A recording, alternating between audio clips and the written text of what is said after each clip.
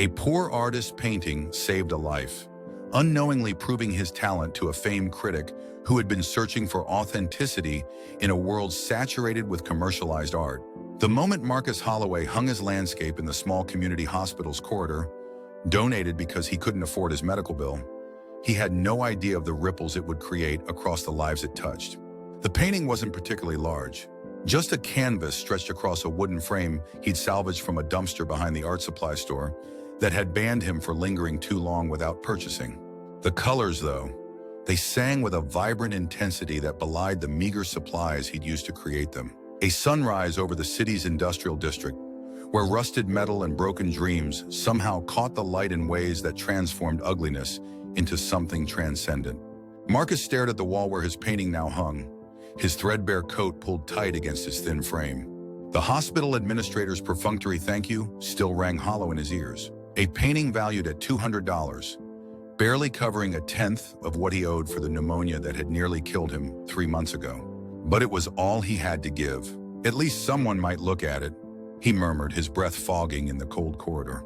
The heating in this wing was temperamental at best, much like his own apartment's radiator. His fingers, calloused and stained with permanent traces of pigment, trembled slightly as he turned away. Not from the cold, but from the gnawing emptiness that had become his constant companion. 6 years of pouring his soul onto canvases that collected in his cramped studio apartment, each one representing meals skipped and electricity bills paid late. 6 years of rejection letters from galleries that didn't even bother to personalize their dismissals anymore. Outside, November's first snow fell in gentle, mocking flakes. Marcus pulled his woolen hat lower, covering ears already reddened from the chill, and began the long walk home. The bus fare would have to wait until after his shift at the coffee shop tomorrow. He never saw the woman who stopped before his painting that evening. Eliza Chen had been avoiding the hospital for weeks. The last round of chemotherapy had left her so depleted that the thought of returning for more made her stomach clench in ways that had nothing to do with her illness. At 43, the diagnosis had struck like lightning from a clear sky. Stage 3, advanced. Aggressive treatment required. She walked the corridor slowly, her body a betrayal of leaden limbs and constant, bone-deep exhaustion. The oncology ward was still 2 floors up, but she needed to prepare herself, to find some reservoir of strength before facing Dr. Myers and his carefully controlled expressions that revealed too much despite his efforts. That's when she saw it, the sunrise painting. Eliza stopped, her breath catching. Something about the colors reached into her chest and squeezed. The way the light broke through industrial smokestacks and transformed pollution into golden halos. The subtle suggestion of figures in windows. Early risers witnessing the day's birth alongside the viewer. Without conscious thought, she moved closer, her fingers lifting to hover inches from the canvas surface. It's something, isn't it? The voice belonged to an orderly, an older man with kind eyes and a name tag that read, Henry. I've been watching people stop here all day, Henry continued, leaning on his mop. Artist just donated it this morning. Shame he couldn't see how folks are responding. Eliza nodded, unable to form words around the sudden tightness in her throat. There was something in this painting that spoke directly to the darkest corners of her mind. The places where her thoughts had increasingly turned, since her last scan showed the treatment wasn't working as hoped. She was still standing there 20 minutes later when her phone alarm reminded her of her appointment upstairs. For the first time in weeks, she went to her treatment with something other than dread coiling in her stomach. Across town, Marcus hunched over a sketchbook at the end of his shift, trying to ignore the persistent cough that rattled his chest. The coffee shop manager had already given him 2 warnings about bringing germs to work, but he couldn't afford to miss another day. His fingers moved almost independently of his conscious thought, recreating from memory the woman he'd seen earlier that day. Her face gaunt but determined as she'd stood at the bus stop, staring into the distance with the kind of resolve that spoke of battles fought privately. You still drawing those depressing pictures? Marcus glanced up to find Danny, his co-worker, peering over his shoulder. He instinctively moved to cover the sketch, but she'd already seen it. It's not depressing, he defended quietly. It's honest. Danny shrugged, wiping her hands on her apron. If you say so. Just seems like you could draw something happy once in a while. Puppies or whatever. She paused, then added with genuine curiosity, don't artists usually paint things people want to look at? You know, to sell them? The question wasn't meant to wound, but it landed precisely on a bruise Marcus had been nursing for years. He forced a smile that didn't reach his eyes. Some do. he answered, closing his sketchbook. I'm just not very good at figuring out what people want. Later that night, in his apartment where the radiator hissed and clanked in irregular spasms of heat, Marcus sat on his mattress on the floor, surrounded by canvases that no one had ever valued. The rejection letter from the Westlake Gallery, his fifth attempt, lay crumpled beside him. The same form letter as always, not even signed by a human hand. His phone buzzed with a text from his mother. "Did you eat today? I can send a little extra this month." Marcus typed back quickly, "I'm fine. Don't worry." A lie he'd perfected over the years. His mother's social security barely covered her own needs. He wouldn't add to her burdens. He picked up a canvas he'd been working on for weeks. Another cityscape, this one of the harbor at dusk, where container ships and fishing boats created a forest of metal against the darkening sky. Something about it wasn't working, hadn't been from the start, like trying to speak in a language he only half remembered. "But what am I even doing?" he whispered to the empty room. The only answer came from the walls of the neighboring apartment, where someone's television blared a game show's artificial enthusiasm. 3 days passed. Marcus worked double shifts at the coffee shop, fought off his lingering cough with cheap medicine, and tried not to think about the growing pile of bills on his counter. At night, he stared at blank canvases, too exhausted to lift a brush, too restless to sleep. At the hospital, Eliza found herself taking detours to pass by the painting before and after her treatments. Something about it had lodged in her mind, becoming a touchstone she couldn't explain even to herself. On her third visit, she asked Henry the orderly if he knew anything more about the artist. "Just his name," Henry replied, glancing at a small card that had been added below the painting. "Marcus Holloway." Hospital administrators said he seemed like he was having a rough time. Donated this to cover some medical bills. Eliza nodded, her eyes never leaving the canvas. "Do you think the hospital would give me his contact information? I'd like to talk to him about his work." Henry looked uncomfortable. "Privacy policies and all that?" "But," he hesitated, lowering his voice, "I did hear he works at that coffee place over on Maple, the one with the blue awning." The information settled in Eliza's mind, a small seed taking root. What neither Eliza nor Marcus knew was that on that same day, another set of eyes had discovered the painting. Conrad Westlake, founder of the very gallery that had repeatedly rejected Marcus's submissions, had come to visit his sister after her minor surgery. Taking a wrong turn in the labyrinthine hospital corridors, he found himself standing before a sunrise that stopped him mid-stride. Conrad had spent 30 years cultivating one of the most respected contemporary art galleries in the city. He had developed a reputation for an unerring eye, discovering artists before they became sensations, guiding careers from obscurity to prominence. But lately, a creeping dissatisfaction had settled over him. The art world had become too predictable, too market-driven. Finding authentic voices had become increasingly rare. Now he stood transfixed before a hospital donation piece that contained more raw emotion than anything he'd seen cross his desk in months. "Excuse me," he called to a passing nurse. "This painting, who is the artist?" The nurse barely slowed. "No idea." "Check the card." Conrad moved closer, reading the small identification card. Marcus Holloway. The name meant nothing to him, which was unusual in itself. Conrad prided himself on knowing every artist of promise in the city. Had his gallery received work from this person? He made a mental note to check his records when he returned to the office. What he didn't realize was that his assistant had been screening submissions for years, passing along only those that matched the gallery's established aesthetic. And Marcus Holloway's raw, emotional cityscapes had never made it past her desk. The following morning, Eliza Chen sat in her oncologist's office, listening to words that seemed to come from very far away.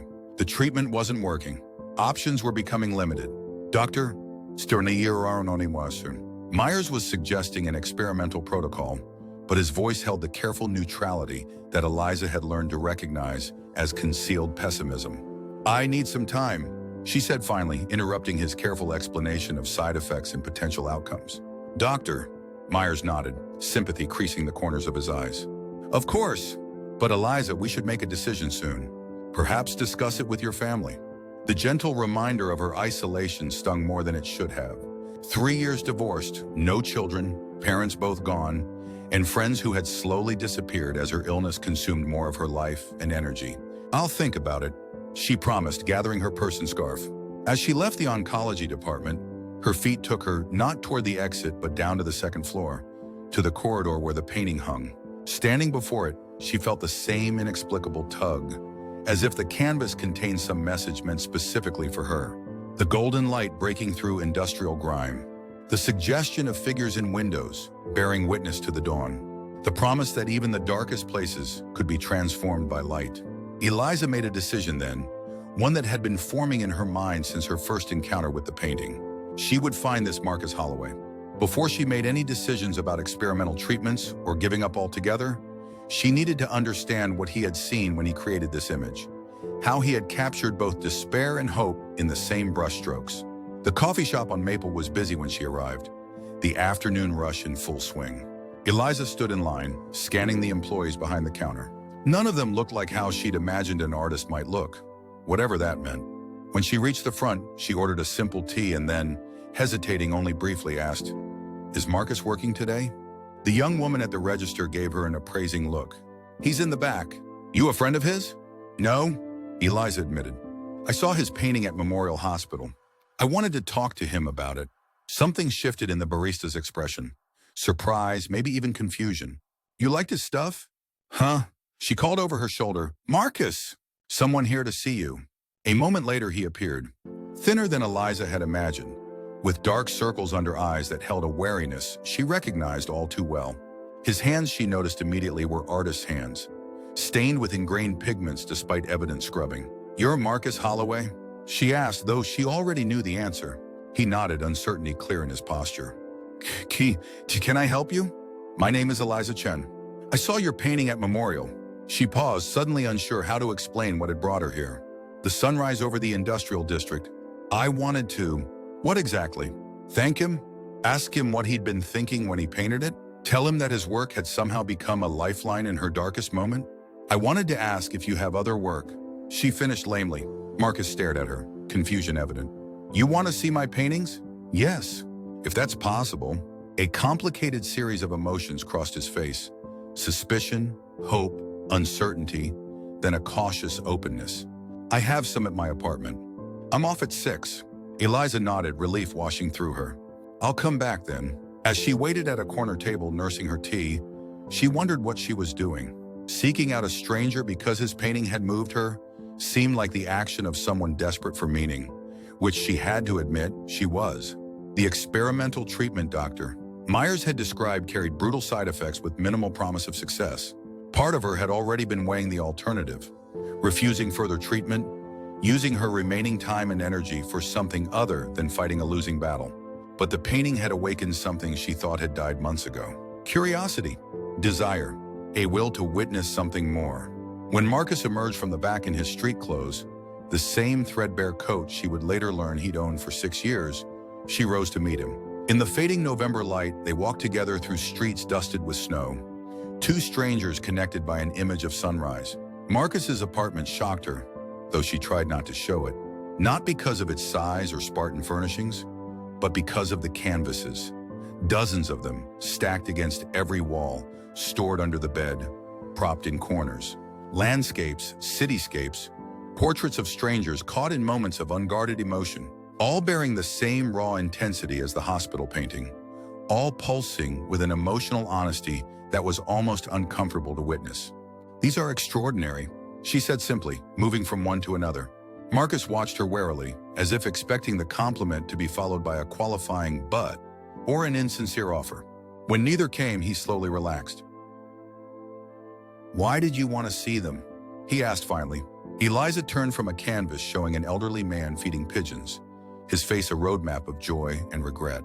How could she explain that the hospital painting had been the first thing to pierce the fog of resignation that had enveloped her since her last scan?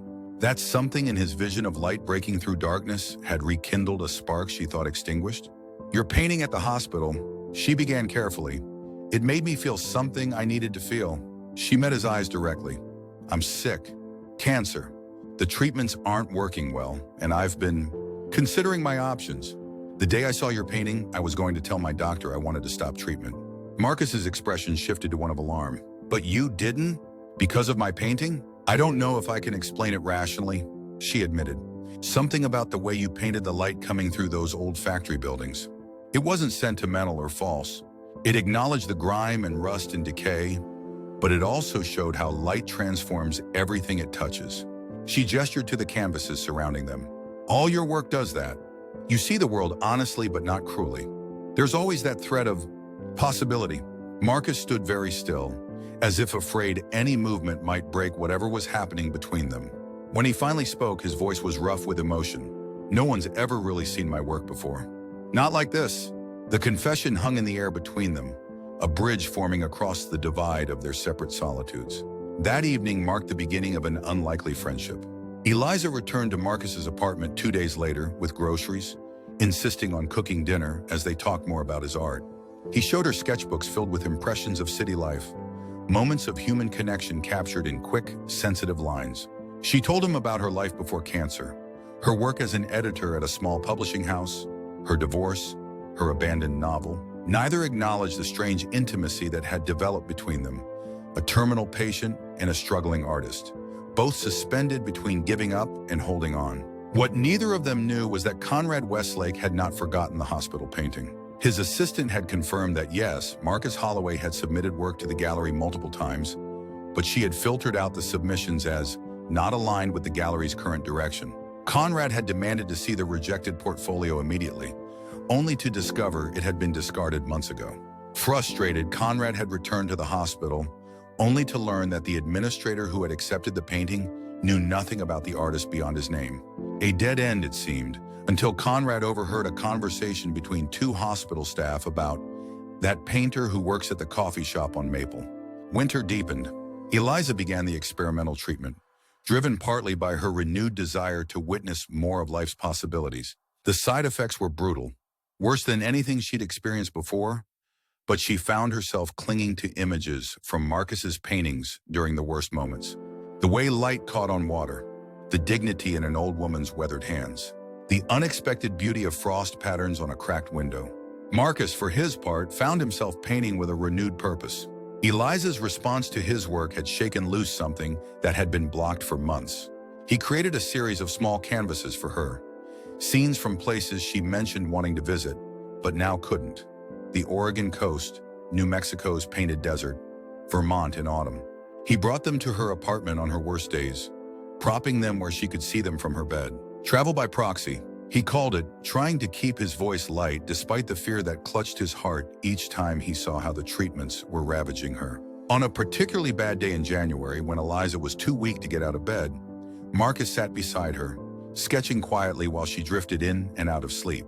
The apartment was warm, her medical bills paid, the latter a mystery Eliza attributed to an insurance adjustment, but was actually due to Marcus selling his first painting in years to the owner of the coffee shop who had finally recognized his talent. "I need to tell you something," Eliza said suddenly, her voice thin but determined. Marcus set down his sketchbook. "What is it?" "The night before I saw your painting at the hospital." She paused, gathering strength. "I had made a decision. Not just to stop treatment. I had decided to end things on my own terms." The pencil rolled from Marcus's fingers, landing soundlessly on the carpet. "Eliza, let me finish," she interrupted gently. "I had it all planned. But something made me take that corridor instead of the elevator. And I saw your sunrise." Her eyes, though sunken, held his with intensity. "Your painting literally saved my life, Marcus. Not metaphorically. Actually saved it." The weight of her words pressed against his chest until he could barely breathe. All those years of doubt, of wondering if his art mattered to anyone but himself. All those canvases stacked in corners, unseen and unvalued. And all along, he had been creating something that could reach across the void and touch another human soul so deeply. "I don't know what to say," he whispered finally. Eliza's hand found his, her fingers cool and light as bird bones. "You don't need to say anything. I just wanted you to know." That night, walking home through snow that muffled the city sounds, Marcus felt something shifting inside him, a realignment of purpose. He had always painted because he needed to, because the images inside him demanded release. But now he understood something more. His art wasn't just self-expression, it was communication. A message in a bottle, tossed into the ocean of human experience, that had somehow reached exactly the person who needed to find it. What he didn't know as he climbed the stairs to his apartment was that Conrad Westlake had finally tracked him down. The gallery owner had visited the coffee shop that morning, only to be told that Marcus had taken the day off to visit a friend. But Conrad had left his card with instructions to call, along with a note that simply read, "About your sunrise painting at Memorial Hospital." The card sat on the counter at the coffee shop, forgotten in the rush of the afternoon shift, waiting to be discovered tomorrow. February brought a temporary reprieve in Eliza's condition. The experimental treatment showed modest results, not a cure by any means, but enough to grant her a window of improved energy and reduced pain. She used this time to help Marcus organize his work, photographing canvases and creating a simple online portfolio. "You need to be seen," she insisted, her voice stronger than it had been in weeks. "These need to be seen." Marcus didn't argue, though he still harbored deep doubts about whether his work had any commercial value. The joy of creating had returned. That was enough. Each day after his shift at the coffee shop, he would paint for hours, sometimes late into the night. New work poured out of him. Scenes of the city in winter, portraits of Eliza on her good days, abstracts that captured the complicated emotions of their friendship. On a relatively mild day in late February, they ventured out together to the small park near Eliza's apartment. She walked slowly, leaning on his arm, but her face lifted to the weak sunlight with evident pleasure. "I've been thinking," she said as they sat on a bench, bundled against the lingering chill. "When I'm gone." "Eliza, don't," Marcus interrupted, his chest tightening with the familiar fear. "When I'm gone," she continued firmly, "I want you to promise me something. Promise you won't stop painting. Promise you won't let your work sit unseen in your apartment." Marcus stared at the bare branches of the trees against the pale sky. "I promise," he said finally, the words feeling both hollow and weighted with significance. Good." She patted his hand. "Because I've taken some steps already." He turned to her, questioning. "I submitted your portfolio to a few places," she admitted. "Small galleries mostly, places that might appreciate your particular vision." Marcus felt a flash of panic, quickly followed by gratitude so intense it burned behind his eyes. "You shouldn't be using your energy on my career," he protested weakly. Eliza's laugh was soft but genuine. "What better use for whatever energy I have left? Besides, it gave me something to do on days when I couldn't get out of bed." She squeezed his hand. "Don't worry. I was very selective. No mass submissions to places that wouldn't understand your work." What neither of them could have anticipated was that one of Eliza's carefully targeted submissions would land in the hands of an assistant at a gallery owned by a friend of Conrad Westlake, who immediately recognized the distinctive style from the hospital painting he'd been trying to track down. March arrived with a mix of freezing rain and tentative sunshine. Eliza's condition worsened again, the brief improvement giving way to a steeper decline. Marcus spent every moment he wasn't working at her apartment, cooking meals she barely touched, reading to her when her eyes were too tired to focus, and always sketching. His presence was a comfort neither of them acknowledged directly. The quiet companionship of two people who had found each other at exactly the right moment, through the most unlikely of circumstances. On a particularly difficult night, when pain kept Eliza from sleeping despite her medication, Marcus sat beside her bed, talking softly about his childhood, about the mother who had encouraged his art despite their poverty, about the high school art teacher who had given him supplies when he couldn't afford them. "Why do you think the galleries keep rejecting your work?" Eliza asked during a lull in his stories, her voice thick with medication, but her mind still sharp. Marcus shrugged, uncomfortable with the question. "I don't know. Wrong style, wrong subject matter. Or maybe it's just not good enough." "That's ridiculous," she said with surprising force. "You've seen enough art to know quality when you see it. Your work has something most artists spend their lives trying to achieve: authenticity. You paint truth, Marcus. Not what you think people want to see, but what you actually see and feel." He looked away, unable to accept such praise even from her. "Maybe that's the problem. Maybe people don't want truth. They want pretty pictures to match their furniture." "Some do," Eliza conceded, "but not everyone. There are people looking for exactly what you create, work that makes them feel something real." She closed her eyes briefly, gathering strength. "You just haven't found your audience yet, but you will." Her certainty, despite everything she was facing, humbled him. While she fought for each day, each hour, she still found energy to believe in his future. It made his own doubts seem self-indulgent by comparison. The next morning, Marcus arrived at the coffee shop to find the manager, Sophia, waiting for him with an unusual expression, somewhere between excitement and confusion. "Nanan, there's someone here to see you," she said, nodding toward a table in the corner. "Has been waiting since we opened." Says it's important. Marcus followed her gaze to see an older man in an expensive overcoat, reading something on a tablet. Something about his posture, the confident way he occupied space, set off warning bells in Marcus's mind. Who is he? Sophia handed him a business card. Conrad Westlake. Says he owns an art gallery downtown. The name hit Marcus like a physical blow. Westlake Gallery, the place that had rejected his submissions 5 times. The pinnacle of the local art scene, known for launching careers and commanding prices Marcus could barely comprehend. Did he say what he wants? Something about a painting in a hospital. Sophia replied, listen, take the morning off if you need to. This seems important. With reluctance born of years of disappointment, Marcus approached the table. Conrad Westlake looked up, his sharp eyes immediately focusing with an intensity that was almost uncomfortable. Marcus Holloway. When Marcus nodded, Conrad continued, I've been looking for you for months. Please, sit down. The conversation that followed seemed surreal. Conrad explained his accidental discovery of the hospital painting, his frustration at learning submissions had been screened without his knowledge, and his subsequent search for the artist. Your work is remarkable, he said simply. Raw, honest, technically accomplished, but not overwrought. It's exactly what I've been looking for. Art that speaks to genuine human experience rather than market trends. Marcus sat in stunned silence, waiting for the catch, the qualification, the but, that would transform this moment from miracle to disappointment. Instead, Conrad placed a folder on the table between them. This is a preliminary contract.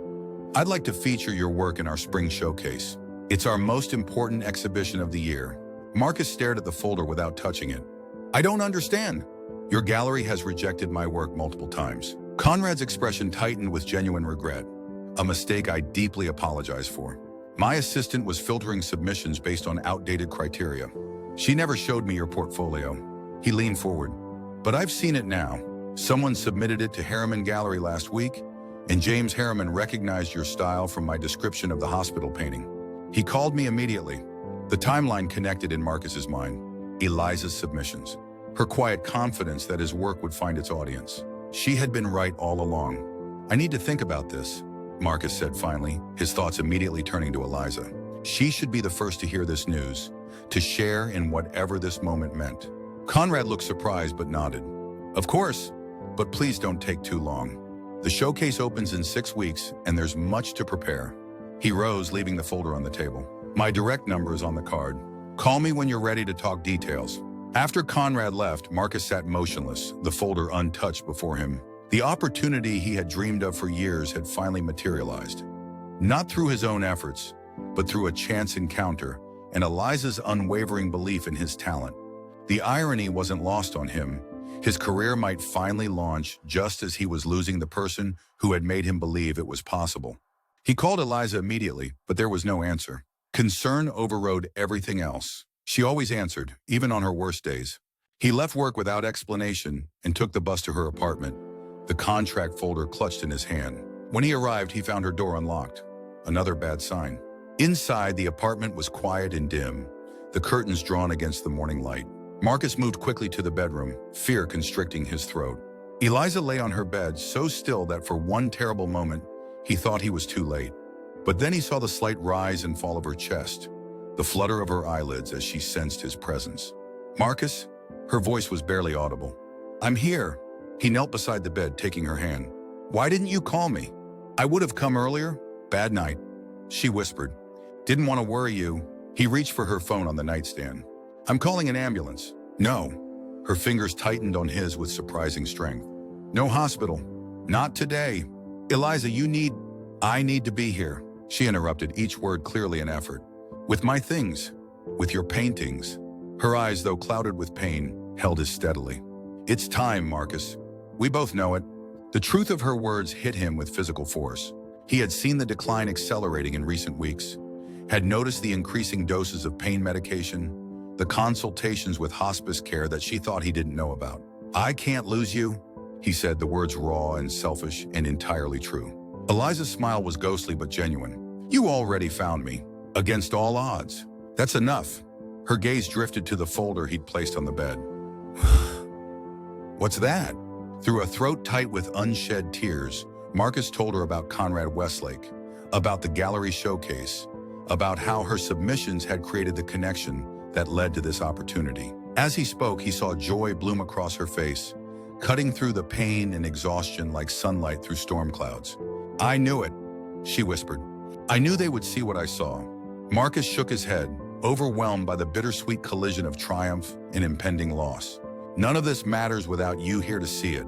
"It matters more because I won't be," Eliza countered, her voice stronger now, fueled by determination. "This is your beginning, Marcus. Promise me you'll embrace it. Promise me you'll let people see your work. Feel what I felt when I first saw that sunrise." He couldn't speak, could only nod, tears finally spilling down his cheeks. Eliza's hand lifted weakly to touch his face. "Paint what's real, even when it hurts. Especially when it hurts. That's your gift." They stayed like that through the afternoon, Marcus eventually climbing onto the bed beside her, holding her as her breathing grew more labored. He told her about the paintings he would create, the places he would go, the stories he would tell through his art. She listened, drifting in and out of consciousness, but smiling whenever she surfaced enough to hear his voice. As evening approached, she asked him to open the curtains so she could see the sunset. The sky was aflame with color, bands of gold and crimson stretching across the horizon, transforming the ordinary city view into something transcendent. "Like one of your paintings," she murmured. Marcus held her hand as darkness fell, as her breathing slowed as she slipped away with the last light of day. He sat with her through the night, sketching her peaceful face by the dim light of the bedside lamp, capturing one final image of the woman who had saved him as surely as he had saved her. Spring came to the city in fits and starts. Warm days followed by sudden frosts, brilliant sunshine giving way to drenching rains. Marcus painted through it all, channeling his grief and gratitude into the most honest work of his career. A series emerged, Light Breaking Through, inspired by his original hospital painting, but expanded into a visual exploration of transformation, healing, and the beauty that can emerge from darkness. The night before the Westlake Gallery showcase opened, Marcus stood alone in the exhibition space, surrounded by his canvases, 30 pieces that told the story of his journey with Eliza without ever directly depicting her. Conrad had given him complete creative freedom, recognizing that the raw emotional power of the work needed no curatorial interference. The centerpiece of the exhibition was a new version of the sunrise painting. Larger, more nuanced, but with the same essential truth at its core. Beside it hung a small card with text Marcus had insisted on including, dedicated to Eliza Chen, who saw light where others saw only darkness. A poor artist's painting saved a life, unknowingly proving his talent to a famed critic, but more importantly, proving that art can bridge the space between souls when nothing else can. The exhibition opening the next evening exceeded everyone's expectations. Art critics, collectors, and gallery patrons crowded the space, drawn by Conrad Westlake's reputation for discovering significant new talent. Marcus moved through the crowd in a daze, wearing a new suit that still felt foreign on his frame, accepting congratulations from strangers who spoke of his emotional authenticity and unflinching honesty. Near the end of the evening, as the crowd thinned, a small woman with silver hair approached him, leaning heavily on a cane. "Mr. Holloway," she said, her voice carrying the slight tremor of age. "I'm Catherine Chen, Eliza's mother." Marcus stared in shock. Eliza had spoken of her mother as distant, long estranged after disapproving of her divorce. They hadn't spoken in years. "Mrs. Chen," he managed finally. "I didn't know you were coming." "Neither did I until yesterday," she admitted. "The hospice nurse found my contact information in Eliza's papers. She sent me the obituary." Pain flickered across her lined face. "And the newspaper article about your exhibition, about how her connection to your work changed both your lives." Marcus nodded, unsure what to say to this woman who had missed her daughter's final months, her final moments. "I'd like to see it," Catherine said suddenly. "The original painting. The one in the hospital. The one that saved her." "It's still there," Marcus told her. She wanted it to stay where others might find it when they needed it most. Catherine's eyes filled with tears. "Would you take me there? Tomorrow, perhaps?" The request surprised him, but something in her expression, a vulnerability that reminded him achingly of Eliza, made refusal impossible.